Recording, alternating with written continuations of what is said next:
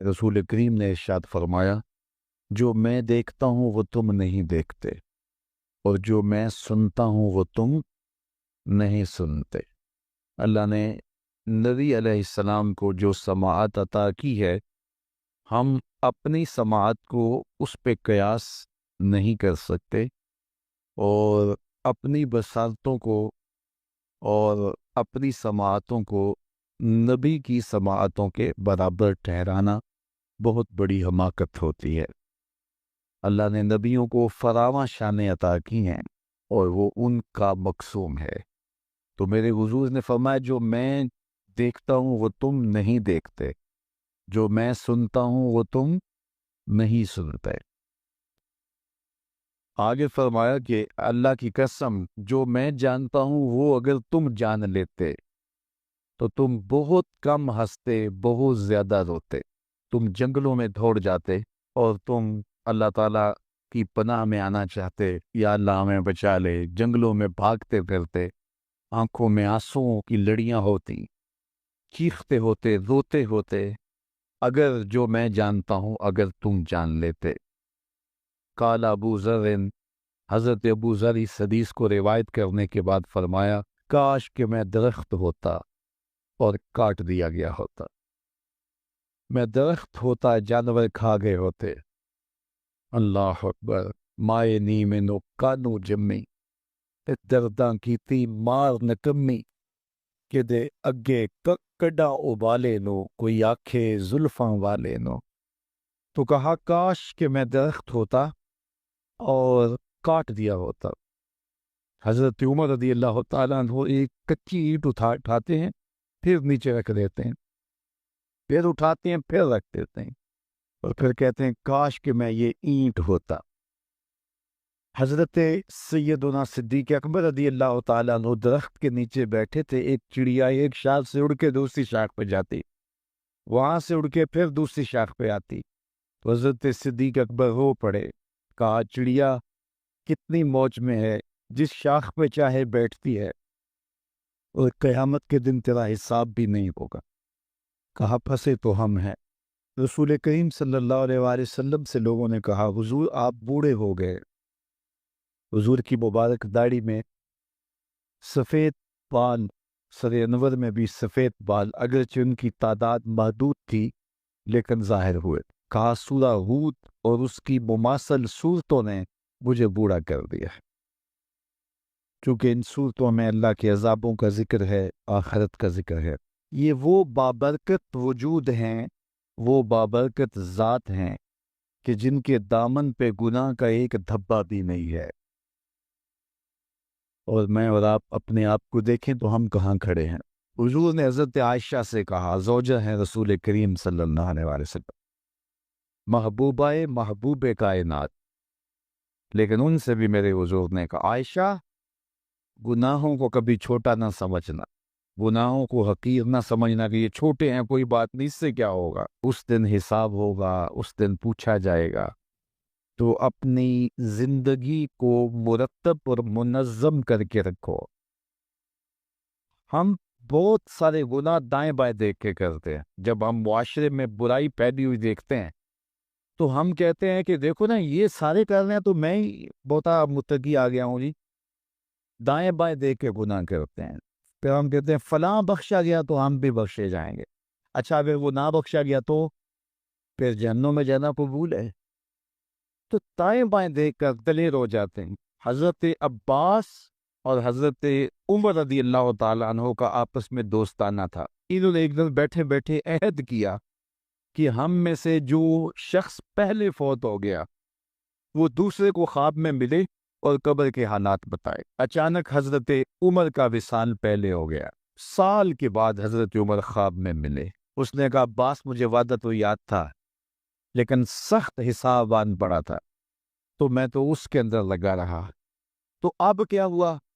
कहा, फिर अल्लाह ने कहा, चलो इसको यूं ही माफ कर दो। तो कहा, छुट के अभी अभी आ रहा हूं। तो मैंने कहा, वादा पूरा कर दो। मैं और आप ठेकेदार बन जाते हैं जन्नत के। हमारे पल्ले अमल है क्या? हैं तो रियाकारी के शिकार है हमारे अमाल। तो आइए ہم اپنی آخرت کے لیے سوچیں، اپنی زندگی کو اچھائی کی راہوں کا مسافر بنائیں۔ بڑھاپے میں عبادت الہی، سجدے بہت بڑی بات ہے، لیکن جوانی میں سجدوں کی توفیق کا مل جانا، آنکھوں میں آنسوؤں کا نور نصیب ہو جانا، خشیت الہی، خوف اور اللہ کا ڈر، یہ بہت بڑا انعام ہے۔ تو یہ اللہ جس کو نصیب کرتے ہیں، یہ اس کی نعمت ہے۔ اللہ کا خوف اللہ کی عطا ہے، اللہ کی خشیت اللہ کی طرف سے بندوں کو دیا گیا انعام ہے۔ اللہ جس کی بہتری کا ارادہ کرتا ہے اسے اپنی خشیت کا نور دے دیتا ہے، اسے اپنا خوف عطا کر دیتا ہے، اپنے سے ڈرنا نصیب کر دیتا ہے، تقوی کی دولت دے دیتا ہے۔ اور اگر کوئی دلیری سے کہے میں نہیں ڈرتا، یا ڈٹائی سے گناہ کرے، گناہ کرنے کے بعد بھی کئی لوگ چھاتی چوڑی کرتے ہیں، تو یہ اللہ کی ناراضگی کی دلیل ہے کہ گناہ کا موقع مل جانا اور گناہ کے بعد ڈرانا، سرکشی، تمرد اور اس پر بھی مسرت، تو یہ بہت بڑی حماقت اور اللہ کی رحمتوں سے دوری کی دلیل ہے۔ اور نیکی کی توفیق کا میسر آنا اور گناہوں سے بچ جانا اور اللہ کی خشیت، اللہ کا خوف سینے میں موجود رہنا، اور اگر کبھی گناہ سرزد ہو جائے تو فوراً توبہ کر لینا۔ مومن کی شان یہ بتائی گئی، حضرت عبداللہ ابن مسعود رضی اللہ تعالی عنہ سے ہے کہ جب مومن گناہ کر بیٹھتا ہے تو وہ یوں محسوس کرتا ہے کہ پہاڑ تلے آ گیا، اس کے اوپر یوں ایک بوجھ لگتا ہے، جلدی جلدی تلافی کرتا ہے، توبہ کرتا ہے، رجوع اللہ کرتا ہے تاکہ مجھے معافی مل جائے۔ اور منافق کی مثال یہ ہے، گناہ کرنے کے بعد یوں محسوس کرتا ہے بدن پہ مکھی بیٹھی تھی، ہلکے اشارے سے اڑا دی۔ اور دن میں کتنی مرتبہ مکھیاں اڑاتا ہے ایک آدمی، سویر سے شام تک، شام کو سے شمار اور یاد بھی نہیں ہوتا کہ کتنی مرتبہ یہ عمل میں نے کیا ہے۔ تو میں اور آپ اپنے آپ کو دیکھ سکتے ہیں، یہاں بیٹھے اپنے ضمیر میں اتر کے جھانک سکتے ہیں کہ ہم کھڑے کہاں ہیں۔ ہم سے کبھی کوئی گناہ سرزد ہو جائے تو کیا ہماری یہ کیفیت ہوتی ہے کہ ہمیں یوں لگے کہ جس طرح پہاڑ تلے آگے ہیں، یا ایسے کہ ہم سے گناہ ہو جائے تو ہم یوں محسوس کرتے ہیں کہ کچھ بھی نہیں ہوا، جس طرح ہلکے اشارے سے مکھی اڑا دی، بس ایسے ہوتا ہے؟ میں اور آپ اپنے آپ کو اپنے ضمیر کی عدالت میں کھڑا کر کے دیکھ سکتے ہیں کہ ہم کھڑے کہاں ہیں۔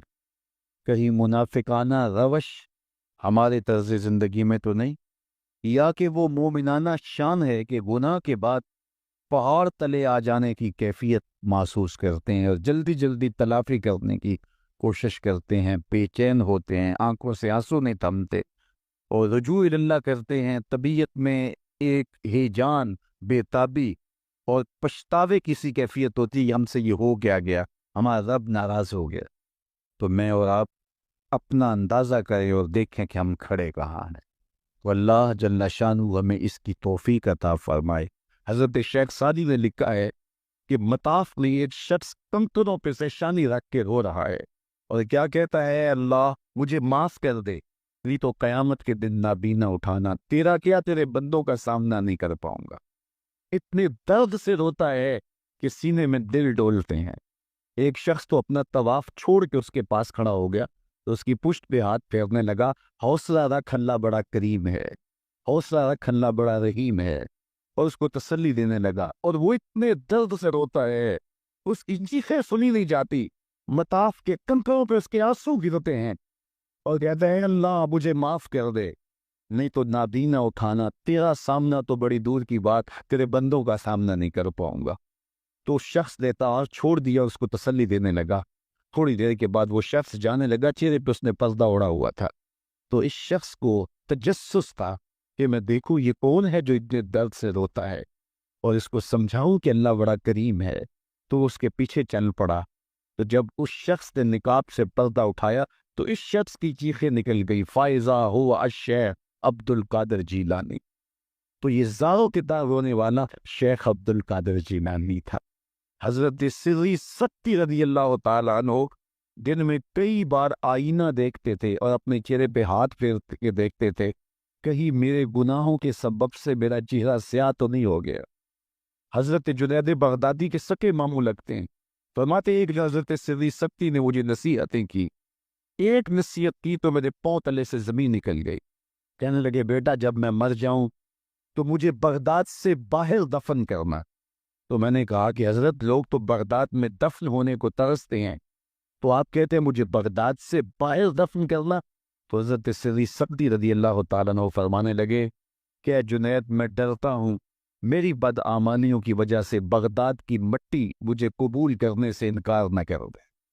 یہ وہ لوگ تتجافا جنوبہم عن المضاجع، جن کی کروٹیں خوف و طمع میں بستروں سے الگ رہتی تھی اور اللہ کو پکارا کرتے تھے، راتوں کی تنہائیوں میں اٹھ کے راتوں کو آباد رکھا کرتے تھے کہ اگر اللہ کی خشیت باطن میں نہیں ہے تو کھوکھلے عمل ہوں گے، ریا ان پر مسلط ہو جائے گی، دکھلاوا آ جائے گا، عجب آ جائے گا۔ ہم تو نماز پڑھنے لگ جائے تو بے نمازیوں کو حقیر سمجھنے لگ جاتے ہیں۔ وہ کیسی نماز ہے جس نے ہمیں تکبر میں مبتلا کر دیا، جس نے ہمارے دماغ میں غرور بھر دیا، ہمیں لوگ بونے بونے اور چھوٹے چھوٹے دکھائی دینے لگے اگر ہم نے جو ہے وہ چند سجدے کر لیے۔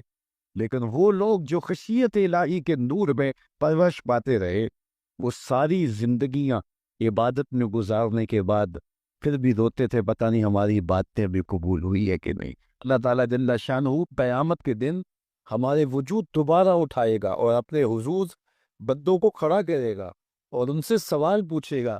یہ نہیں ہے کہ جو مرضی کرتے گئے، ایک آدمی نے ظلم کیا، جبر کیا، زیادتیاں کی، لوگوں کا حق لوٹا، لوگوں کا مال غصب کیا، عزت پامال کی، اور اتنا مؤثر تھا کہ عدالتیں وہ خرید لیتا تھا، کچہریاں وہ خرید لیتا تھا، پولیس وہ خرید لیتا تھا، کوئی سے پوچھنے والا نہیں تھا، اس کی بات چلتی تھی، اس کا فون چلتا تھا، اس کا رکا چلتا تھا، عیش و عشرت کی زندگی گزاری اور مر گیا، ہزاروں کے حق غصب کر کے، ہزاروں کا مال ہڑپ کر کے، لوگوں کی آبروئیں لوٹ کے مر گیا اور قبر میں چلا گیا، بس قصہ ختم۔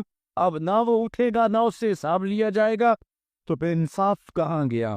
ایک عدالت ایسی ہونی چاہیے کہ جس عدالت میں اس کو بھی پکڑا جائے اور ٹکٹکی پہ باندھا جائے کہ دنیا پر تو کسی نے تجھے پکڑا نہیں، اس عدالت میں تیرے خلاف سلطانی گواہ بھی موجود ہیں اور تجھے گناہوں کا، جرم کا بدلہ بھی دیا جائے گا، اور منصف جو ہے وہ انصاف کرے اور ان مظلوموں کو کھڑا کیا جائے کہ دنیا پر تو تمہاری داد رسی کسی نے کی، اس دربار میں تمہاری پوری پوری داد رسی کی جائے گی۔ عقل مانتی ہے کہ ایک ایسا دربار ہونا چاہیے، ایسا احتسابی عمل ہونا چاہیے، ایک ایسی عدالت لگنی چاہیے کہ جس کا کہیں جسے انصاف نہیں ملا اس کو وہاں جا کے انصاف ملے، اور وہ دن قیامت کا دن ہے۔ اس کا یقین زندگی میں نظم پیدا کر دیتا ہے، تھر تھر بدن کانپتا ہے کہ آج اگر ہم مؤثر بھی ہو جائیں اور کسی کے سامنے جواب دے نہ ہوں، لیکن ایک عدالت تو ہے جہاں ہم نے جواب دے ہونا ہے اور اپنے ایک ایک عمل کا حساب دینا ہے۔ تو اللہ ارشاد فرماتا ہے کہ اس عدالت کے سامنے تم نے پیش ہونا، تمہارے جوڑ جوڑ کو اللہ تعالیٰ دوبارہ کھڑا کرے گا اور اس کو دوبارہ تخلیق کرے گا اور پیدا کرے گا، اور تم دوبارہ کھڑے ہو جاؤ گے، اس کی حضور پیش ہوگے۔ بل یرید الانسان لیفجر امامہ، بلکہ آدمی چاہتا ہے کہ اس کی نگاہ کے سامنے بدی کرے۔ استغفر اللہ۔ یہ ایک ظالم کافر تھا، وہ حضور کی خدمت میں آیا، کہنے لگا میں نہیں مانتا قیامت آئے گی۔ حضور نے اس کو دلائل دیے، تو جب دلائل کے سامنے بے بس ہو گیا تو کہنے لگا کہ جس قیامت کی آپ بات کرتے ہیں وہ قیامت آ بھی گئی تو میں نہیں مانوں گا۔ اللہ اکبر۔ تو وہ انکار کرنے والوں کی انتہا ہوتی ہے، اور دیکھیے وہ کیا بول رہا ہے، بل یرید الانسان لیفجر امامہ۔ اس کی سرکشی دیکھیے، اس کا تمرد دیکھیے۔ وہ کہتا ہے اچھا اگر قیامت قائم ہوئی تو یہ گناہ، یہ جرم، یہ بدی، یہ بدکاریاں، یہ ظلم جو میں کرتا ہوں، یہ بدکاریاں رب کے سامنے کروں گا۔ کیسی ڈٹائی ہے، مذاق اڑاتا ہے، تمسخر اڑاتا ہے آخرت کا۔ کہتا ہے جو بدیوں کا کاروبار میں نے گرم کیا ہے، جو بدکاریاں میری زندگی کا معمول ہیں، جو دادے عیش دیتا ہوں، جو عزتوں کو پامال کرتا ہوں، جو غریبوں کے پنجے توڑتا ہوں، جو لوگوں کا حق غصب کرتا ہوں، جو برائیاں کرتا ہوں، اگر قیامت قائم بھی ہو گئی تو میں یہ سارے جرم رب کے سامنے کروں گا۔ پھر وہ مجھے پکڑ کے دکھائے۔ اللہ اکبر۔ یسأل ایان یوم القیامہ، پھر پوچھتا ہے اچھا قیامت کب آئے گی؟ یہ تمسخر کے طور پہ پوچھتا ہے، لاؤ نہ قیامت، کب آئے گی قیامت؟ میں جرم رب کے سامنے کرنا چاہتا ہوں۔ اللہ اکبر۔ اب جواب سنیے، اب لفظوں کا ترجمہ اس زور سے کیا ہی نہیں جا سکتا جس زور کے لفظ ہیں۔ وہ کہتا ہے قیامت کب آئے گی؟ میں تو یہ جرم رب کے سامنے کرنا چاہتا ہوں، کوئی قیامت نہیں ہے، مذاق اڑاتا ہے، قیامت کب آئے گی؟ آواز آئی فَإِذَا بَرِقَ الْبَصَرُ وَخَسَفَ الْقَمَرُ وَجُمِعَ الشَّمْسُ وَالْقَمَرُ، جب قیامت آئے گی تو آنکھیں چبھیا جائیں گے، چاند بے نور ہو جائے گا، سورج اور چاند اکٹھے ہو جائیں گے۔ یقول الانسان یومئذ این المفر، آج جو کہتا ہے کہاں ہے قیامت، اس دن بھاگتا پھرے گا، کوئی پناہ گاہ ہو بتاؤ، کوئی ہے ٹھکانہ چھپنے کا، کوئی پناہ گاہ ہے؟ کلا لا وزن، آواز آئے گی کوئی ٹھکانہ نہیں ہے، آج کوئی ٹھکانہ نہیں ہے۔ الی ربک یومئذ المستقر، اگر ٹھکانہ ہے تو صرف رب کے پاس ہے، انہیں ٹھکانہ ملے گا جو رب کے بندے ہیں اور اس کی دہلیز پہ آنے والے ہیں۔ یُنَبَّأُ الْإِنسَانُ یومئذ بما قدم وأخر، اللہ تعالیٰ اس دن بتا دے گا جو آگے بھیجا اور وہ بھی بتا دے گا جو پیچھے چھوڑا، ایک ایک چیز تشت ازبام ہو جائے گی۔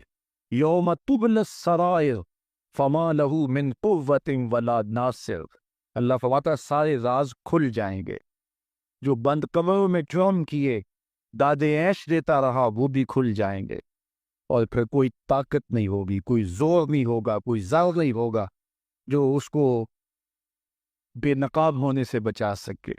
اے داور حشر میرا نام اعمال نہ پوچھ، اس میں کئی پردہ نشینوں کے بھی نام آتے ہیں، تو وہ کتنا سخت دن ہوگا۔ ارشاد فرمایا جائے گا کہ جو آگے بھیجا جو پیچھے چھوڑا، جو جرم کرتا رہا جو نیکیاں کی جو برائیاں کی، سب کچھ تشت ازبام ہو جائے گا۔ بل الانسان علی نفسہ ہی بصیرہ، بلکہ آدمی خود اپنے حال پر اچھی طرح خود آگاہ ہے۔ ہم اسے نامہ اعمال کے دفتر دیں گے جہاں سب کچھ لکھا ہوگا۔ قرآن بتاتا جب نامہ اعمال سامنے آئے گا تو وہ بے ساختہ پکار اٹھے گا، ما لہذا الکتاب لا یغادر صغیرۃ ولا کبیرۃ الا احصاها، ہائے اس کتاب کو کیا ہوا، اس نے چھوٹی بڑی کوئی بات نہیں چھوڑی، سب کچھ ہی لکھ دیا۔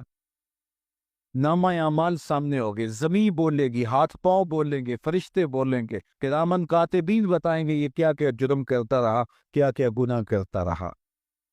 اس دن ہر شے سامنے آ جائے گی، تو یہ تو ثبوت ہوں گے ہی ہوگی، لیکن اللہ فرماتا ہے ثبوت تو اپنی جگہ، لیکن بل الانسان علی نفسہ ہی بصیرہ، کیا انسان کو خود نہیں پتا کہ وہ کہاں کھڑا ہے؟ اس کو اپنے جرائم کی فہرست خود یاد ہے، اس کی ضمیر پہ خود اس کا بوجھ موجود ہے، اسے یہ نامہ اعمال نہ بتاتے، فرشتے نہ بتاتے، پھر بھی اسے پتا تھا کہ میں کیا ہوں اور کہاں میں نے جرم کیا ہے۔ وَلَوْ أَلْقَى مَعَاذِيرَهُ، اللہ اکبر، اگر اس کے پاس جتنے بہانے ہوں سب لا ڈالے، جب بھی کوئی اس کا بہانہ نہیں سنا جائے گا۔ قیامت کا دن ہوگا، دنیا کے اوپر تو بہانوں سے انسان بچ نکلتا ہے، کوئی جھوٹ بول لیا، کوئی جھوٹا گواہ پیش کر دیا، کوئی مکر کر دیا، کوئی رشوت چل گئی، کوئی سفارش کام آ گئی، کوئی بہانہ تراش لیا، بات کو توڑ موڑ کے پیش کر دیا۔ لیکن قیامت کا جب دن ہوگا تو کوئی نہ جھوٹا گواہ چلے گا، نہ رب کی پولیس رشوت لیتی ہے، نہ وہاں انصاف کے خلاف کوئی کام ہوگا، اور نہ ہی کوئی بہانہ چل سکے گا۔ اللہ اکبر۔ دوسری بات مفسرین نے یہ بھی لکھی کہ بعض اوقات یہ ہوتا ہے کہ انسان اپنے گناہ پر، اپنے جرم پر کوئی بہانہ تلاش کر کے لوگوں کو مطمئن کر لیتا ہے۔ جو اس نے جرم کیا، کسی سے زیادتی کی، کسی کا حق غصب کیا، تو لوگوں نے ملامت کی تو وہ کوئی بہانہ تراشتا ہے اور لوگوں کو مطمئن کر لیتا ہے۔ بعض اوقات لاجواب کر دیتا ہے، بعض اوقات مطمئن بھی کر لیتا ہے۔ وہ لوگوں کو تو مطمئن کر لیتا ہے لیکن وہ خود مطمئن نہیں ہو سکتا۔ جس نے جرم کیا ہوتا ہے، جرم اس کو اندر سے ڈستا رہتا ہے، اس کا ضمیر اس کو ٹھوکریں مارتا رہتا ہے، اندر کی بے چینی اسے تنگ کرتی رہتی ہے، اگرچہ وہ دلائل سے، مکر و فریب سے، باتوں کو توڑ موڑ کے عذر کر لیتا ہے، کوئی بہانہ بنا لیتا ہے، لیکن اس کے باوجود اس کے اندر کوئی چین، اندر کوئی اطمینان نہیں ہوتا۔ اللہ اکبر! تو مجرم بے چین رہتا ہے۔ آج ہماری بے چینیوں کا ایک سبب ہمارا مالک کی دہلیز سے منہ موڑنا اور بہت سارے دیدہ نادیدہ گناہوں کا ارتکاب کرنا ہے۔ جب ہم سے سستیاں ہو جاتی ہیں، کوتاہیاں ہو جاتی ہیں، تو وہ گناہ ہمارا پیچھا نہیں چھوڑتے اور ہمیں بے چین اور مضطرب رکھتے ہیں۔ تو بعض اوقات جو ہے وہ ہم کہتے ہیں کہ پتہ نہیں بے چینی کیا ہے۔ بے چینی گناہوں کی ہے۔ گناہ طبیعت میں بے چینی پیدا کر دیتا ہے، سکون نہیں آنے دیتا۔ اطمینان کی دولت چھن جاتی ہے جب کوئی شخص گناہ کرتا ہے، اور یہ لازمی نہیں ہے کہ وہ کسی کا حق غصب کرے، اس نے کسی کی عزت ہی پامال کی ہو، اس نے کسی کی آبرو پہ حملہ کیا ہو۔ اگر نماز چھوڑی ہے تو بے چینی یہ بھی کم نہیں ہے، یہ رب کی نافرمانی ہے۔ اگر اس کی نظر بھٹکی ہے تو یہ بھی کم بے چینی نہیں دیتی۔ اگر اس کا خیال بہکا ہے، اس نے زبان سے کسی کو دکھ دیا ہے، اس نے کسی کے لیے سب و شتم کا انداز اختیار کیا ہے، گالی گلوچ کا رنگ اختیار کیا ہے، تو پھر کیا ہوا کہ یہ بے چینی اندر کو توڑتی رہتی ہے۔ انسان چلتا پھرتا ہے لیکن اسے طمانینت نہیں ملتی، اسے سکون نہیں ملتا۔ سکون کب ملے گا؟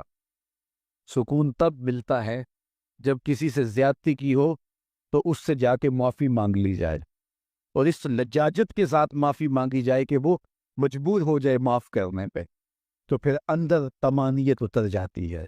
اگر رب کی نافرمانیاں کی ہیں تو لیلۃ القدر کے دامن میں اس سے معافی مانگ لو، اتنی لجاجت سے معافی مانگو، اس قدر رو کے معافی مانگو، ترلے منت پہ اتر آؤ، ہاتھ جوڑو، آنسو بہاؤ، چیخو، چلاؤ، رو، اس کی دہلیز سے لپٹ جاؤ، اس سے اپنے گناہوں کی معذرت کرو۔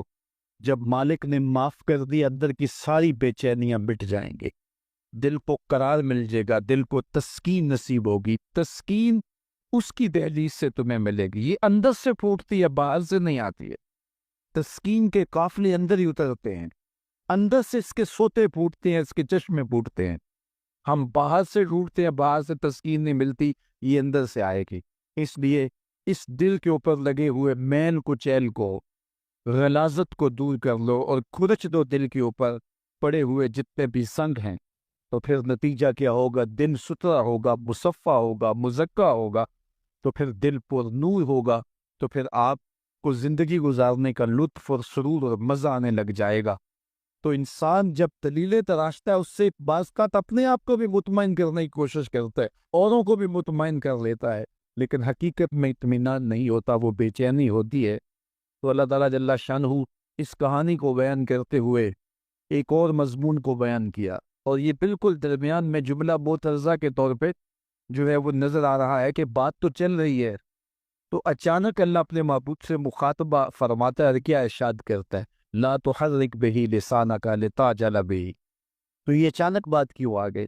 اصل بات یہ تھی کہ جب وحی نازل ہوتی تو آقا کریم علیہ السلام ہمہ تن گوش ہو کے اس وحی کو سنتے، پھر اس کو محفوظ کرنے کی فکر ہوتی کہ جو میں نے سنا ہے وہ اچھی طرح مجھے یاد ہو جائے، اور پھر آقا کریم علیہ السلام کی تیسری فکر یہ ہوتی کہ اس کے جو معارف ہیں، اسرار ہیں، اور اس کے جو ثمرات ہیں، اس کی جو تفصیلات اور نکلنے والے اس کے نتائج ہے، وہ بھی اچھی طرح جو ہے وہ میں سمجھ پاؤں۔ تو یہ تین مشقتیں یک وقت حضور گوارا کر رہے ہوتے۔ اب قیامت کا ہولناک منظر جو پیش کیا گیا، اور پھر انسان جب اپنے رب کی نافرمانی کرتا ہے تو جو اس کا حال ہوتا ہے، تو یہ سارے مضامین کو اللہ کے محبوب سن رہے تھے۔ حضور کے قلب اطہر پر گرانی آئی، اور میرے رب کو کیسے گوارا تھا۔ جو حضور سن رہے تھے جلدی جلدی اس کو زبان پہ لانا چاہ رہے تھے تاکہ وہ اچھی طرح ازبر ہو جائے، لیکن اللہ نے محبوب کی اس مشقت کو دیکھا تو فرمایا لا تحرک بہ لسانک لتعجل بہ۔ محبوب آپ اپنی زبان کو جنبش نہ دیں، آپ جلدی کرتے ہیں تاکہ وہ جو میں نے سنا ہے وہ میری زبان پہ آ جائے۔ ان علینا جمعہ و قرآنہ، یہ ہمارے اوپر ہے، ہم آپ کے دل میں جمع بھی کریں گے، جو آپ کو سکھایا ہے وہ آپ کو یاد بھی رہے گا، وہ آپ بھول نہیں سکیں گے۔ فَإِذَا قَرَأْنَاهُ فَاتَّبِعْ قُرْآنَهُ، اور جب ہم پڑھ لیں تو پھر اس کے بعد آپ اس کو دہرائیں پڑھیں. ثم ان علینا بیانا، پھر اس کی تفسیر بھی ہمارے ذمہ ہے، اس کا بیان بھی ہمارے ذمہ ہے. اس سے وہ لوگ جو حجیت حدیث کا انکار کرتے ہیں اور پھر وہ کہتے ہیں کہ نہیں بس قرآن مجید کی آیات ہی ہیں، اس کے علاوہ اور کچھ نہیں ہے، وہ من اللہ نہیں ہے، تو یہاں غور کرنا ہے. ثم ان علینا بیانا فرمایا گیا، پھر ہمارے اوپر ہے اس کا بیان جو آپ کو ہم القاء کریں.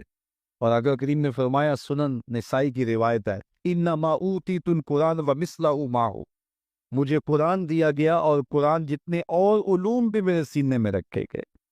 تو صرف قرآن ہی نہیں اتارا گیا حضور کے سینے میں، حضور کے سینے میں بہت کچھ نازل کیا. حضور کا سینہ گنجینہ ہے اسرار و معانی کا، اور اللہ تعالیٰ جل شانہ نے اپنے محبوب کو بہت کچھ عطا کیا.